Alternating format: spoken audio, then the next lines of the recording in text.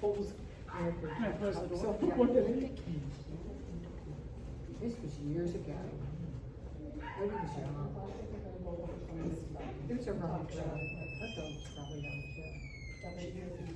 Okay, let's start our class. I'm so glad to see you guys all back. Yeah. That's a big PowerPoint. It could be scary. All right, so I have my little notes here, so if you don't mind. Okay, so welcome to Introduction and Foundation for Canine Nosework. As you know, or you might not know, the dog's sense of smell is like 100,000 times more accurate than ours. They have the ability to smell built into their DNA. And Nosework asks your dog to sniff to their heart's content, turning your dog's favorite activity into a game where they get rewarded for what they do naturally. How fun is that? So Nosework is based on the work of the professional detection dogs. Those are the dogs that find like bombs, money, drugs, people, all right? But in Nosework, dogs search for a scent on a Q-tip. And it's basically essential oil, birch, anise, clove. And the Q-tips are hidden out of sight in a predetermined search area, and the dog has to find them. When the dog finds the scent, the dog has to communicate the find to the handler, and then they get rewarded. Most any dog can do Nosework, regardless of breed, size, age, physical disability, emotional disability. Reactive dogs can do Nosework. I've even seen a dog do Nosework in the little wheelchair with the wheels. Yeah, it's incredible. They have their elite champion, okay? But best of all, no prior training is needed. So our goal for this class is to set the foundation for your Nosework journey.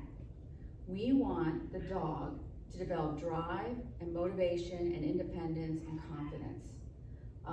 We want you guys to develop your observation skills so you know when a dog has found the source of the odor versus found like the odor, I don't know what's called, the odor. Plume, that's good, the odor plume.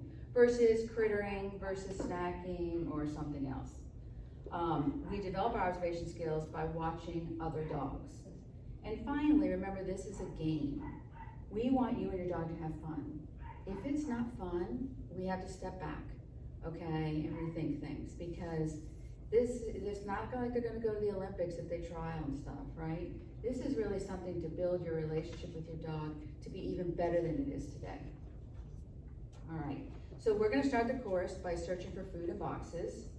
Dogs know how to hunt, but not necessarily food in a box. Each week the games will become more challenging. So we will stack boxes on top of each other, we'll turn boxes on their sides, we'll put boxes on chairs, under chairs, in corners, at threshold. And when we say threshold, threshold is where the start of the search is. So if this door was the start of the search, then threshold might be a box right there, okay? So closed boxes, food in a tin, to introduce the idea of odor in a casing like a tin or a straw. We eventually move into interior searches and introduce exterior and vehicle search. So initially we will not use our leash, all right? We're just gonna let it drag. If it gets in the way of the boxes, then we'll probably just take it off, because we want the dog to develop independence. So you know, in some other performance sports, the dog is staying with you, right? Like obedience, rally, right? But this is a huge change for those dogs that do those sports, because we're telling them, you go, you're the leader, and we support them, all right? They're not totally on their own, we're still there, but we support them. That's a big change of concept for a lot of dogs. And eventually we'll search on leash, and then we'll start working on the leash handling skills. We're gonna also work on our timing of our reward, rewarding at the source of the odor. Because what we want is that when they find the odor, all right, right now we're doing self-reward because they're searching for food. So we have time to get in there and treat some more. So they think, oh, I find this treat in the box, I'm getting even more. Jackpot, yeah. So that really encourages them to hunt. The course only searches for food. The next class, we introduce odor to the search, starting with birch, and we do very similar games. So they're gonna be familiar with the games, only then we introduce the odor. And we introduce the odor one at a time. Birch, anise, and clove usually is the order. Okay. For this class, you need a well-fitted harness. I recommend you use a harness just for nose work. Only nose work. So when your dog sees you get out that harness, they're just gonna go crazy in their mind because they're like, oh my gosh, it's the nose work game. And you'll need a 10 to 12 foot leash. I mean, you can have 15 feet, but at the level we're at, we're just a little bit longer than the 6 foot. Because like I said, we want them to go away from us, okay? And then the most important thing besides your dog is you need stinky treats. Stinkier the better, and I see that you have brought us stinky treats. Good, good. Let's talk a little bit about safety. So there are other classes that are gonna go on at the same time. There's flyball that starts at 7, and I think there's other classes. And so we wanna make sure that we maintain, we can't always maintain a 6 foot distance, but a distance away from the dogs, so that really to try to prevent any kind of, issues, right? And so most of you, all of you are crating in the crate room, all right? And so if you see a dog and a handler in there, just stand back a little bit, wait to go in, all right? Be mindful of that. Only one team will search at a time. And we're gonna stage in the office, okay? So when the first team goes, they'll come into the office, all right? And while they are going, the second team gets their dog, and they will then go into the office and wait. When the team is done, I'll open that, the X-Pen door, and they'll exit through this door, okay? And when you exit through that door, that's where you have to kind of really watch for other dogs going back and forth, right? Right. Because sometimes what happens in Nosework, we don't realize it, but it's a very mental and physical activity for the dogs. And when they leave here, they're still in Nosework frame of mind. And then they encounter another dog team, and who knows, sometimes they might get a little stressed by that, Any questions so far? So when they find food in the box tonight, we're gonna reward them with more food Yes. where they found the food, okay? Mm-hmm. Yes. Okay, so, Okay, I'm sorry, I just wanna tell everybody, if you have a sense that your dog has been in any way upset and it's messing them up for this, just let me know, I'm gonna make sure I have a crate next week to keep him in my car. He'll bark the whole time in the car for sure, but, just please let me know, cause. okay, that's good, that's good, okay, Oh, I have a question about peeing. yes, Or like, so we're gonna, when we take him out of here, we go back to To the the crate. crate, we take him out of the harness. yes. We put him back on the leash, the collar, and immediately go take him to pee, or? No, you've peed them already, unless you sense that they need to pee between searches, they're gonna be okay. All right, and remember we talked about accidents happen, okay? And so if they're searching and they pee, we just leash them up, okay? And then walk them to be crated, all right? Not a big deal, okay? People, including myself, get a little stressed at them peeing in the search area, especially if they do it over and over, but then that's another thing to address. So we just want it to be low key, okay? Any other questions? Okay, when a team is running, where will the next team be? In the office, in the office. When a team is done, where do they go? Out these doors, okay? All right, so your job, when you're not running your dog or staging, getting ready to run your dog, all right, is to watch the other dogs. What might you see for a dog does to indicate some kind of behavior that there's odor? What might you see? We talked about it before. Head snap. Head snap. Oh, I just gotta interject. I just have to interject. My little Desi, she has 6-7 points for her league champion. She's close.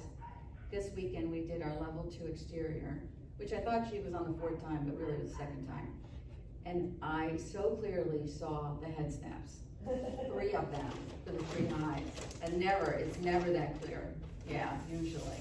It's just fun. It's like magic. Isn't was like a laser pointer like, and we could see it, then we could see the dog coming and going, right? Okay, head snap, what else? Sometimes I see him sending up in the air. Yes, that could indicate that it's up high. Yeah. Mm-hmm. Tail is second over. Tail's gonna go. Or the opposite could be true, right? The tail may be still. Yeah. What else might you see? There's lots of stuff. Think about how a dog acts. Yes, the breathing, the breathing. A lot of times when they're really hunting, you can hear that breath. And then when they get closer, they usually close their mouth and then get on the odor. So you can hear it. Some dogs don't breathe as hard, but I have found that even when the room is really quiet, that you can hear most dogs. Yeah. What else do you think? Dogs ever whine when they find it, or is that not a whining moment? They could, or they could bark, right? Right? I see it excited, I don't know if it's ever for Nosework, but they just do that like dancing place thing, like. oh, Right. yeah, yeah. Right, so I have little dogs, and they usually go in, well, the one goes in, and she runs in, and when she's on odor, she runs to it, and then she slows down, right? Or they could go the opposite way. They could go slower, and then speed up. So these are some of the things I want you to watch for. You're gonna always know where the treat is, all right? The source of the odor. And initially when we start your dog, we'll see where I put it, okay? So, the first one we're gonna do, okay, we have these boxes here, all right? And what I will do is, you'll be at the door, and you'll just come in, step in, and we'll close the door behind you, all right? And then you'll step in a little bit, and you're gonna hold your dog on their leash, all right? And oh, by the way, since I want to just us drop the leashes, make sure that there's no poop bags on them, clingy clangy things, and also on their collars. It's really nice if they don't have anything clingy clangy, okay? It can just add to distraction, all right? Some dogs aren't bothered. Can I just let him off the leash? Yeah, that's what he does in barn hunt, he hunts without the, Yeah, we could do that. yeah. We could do that.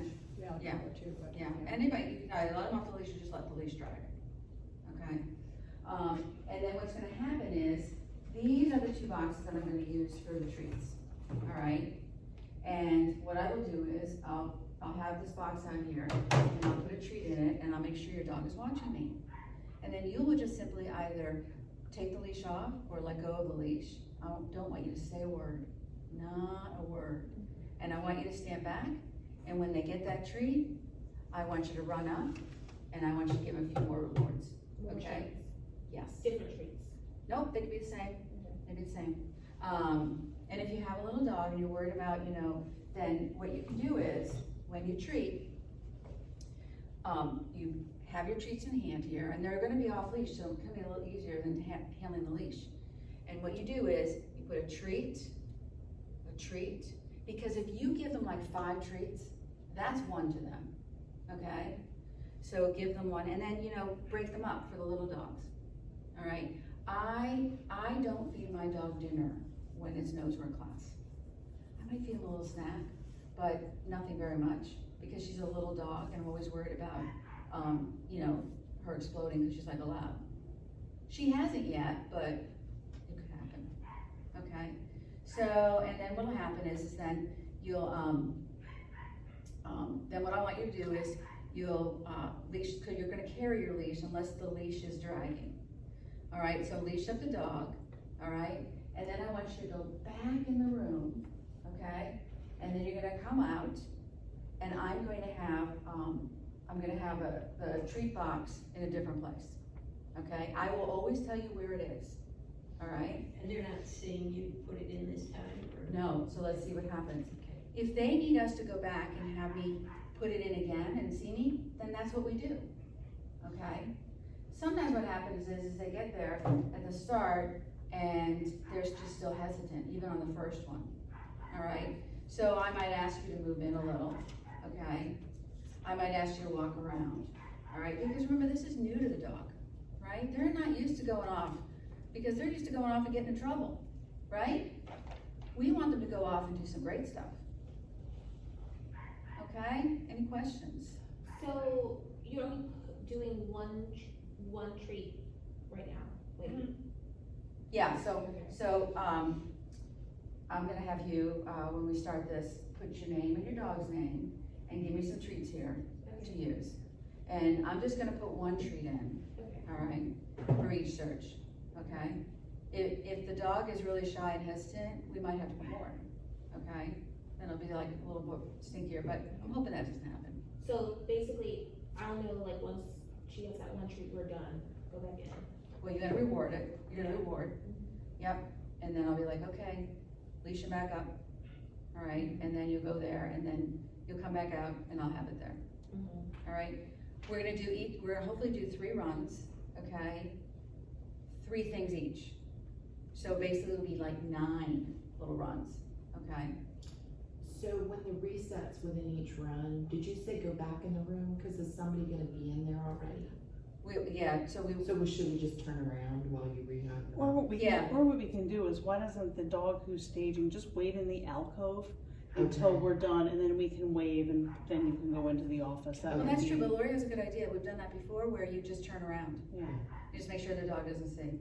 Let's do that, that sounds good. And we're not supposed to say anything when we're treating them, like when You they can, find no, them. when they find it, you can say, yes, good girl, good boy, yeah. But when they're searching, remain completely quiet. Yeah, and let's see what happens. So you also know your dog. So some dogs, if you get really excited, that works the opposite. So if your dog is like that, you want to still have the positive praise, but maybe not so like loud, right? Maybe not so loud. So you're gonna decide, okay, what works for your dog. Yeah. And we're gonna try different things. We're gonna see how the first run goes with the 3 runs. We're gonna see how that goes. And then we'll decide if we then, can do, like more than just one in a thing. So what happens is, I usually have one behind my back, and they find the one, you go in and praise, I take the other one and put it down, and we just keep going for a little bit, okay? Remember, this is for all of you to be successful with your dogs. If we do an activity and it's not as successful, there are things that we can do to, we can like tap a box, we can do a lot of different things. So every dog is gonna be successful at this, I guarantee you, okay? All right, so I guess we can turn this on. And so I'm gonna record the searches, and it turns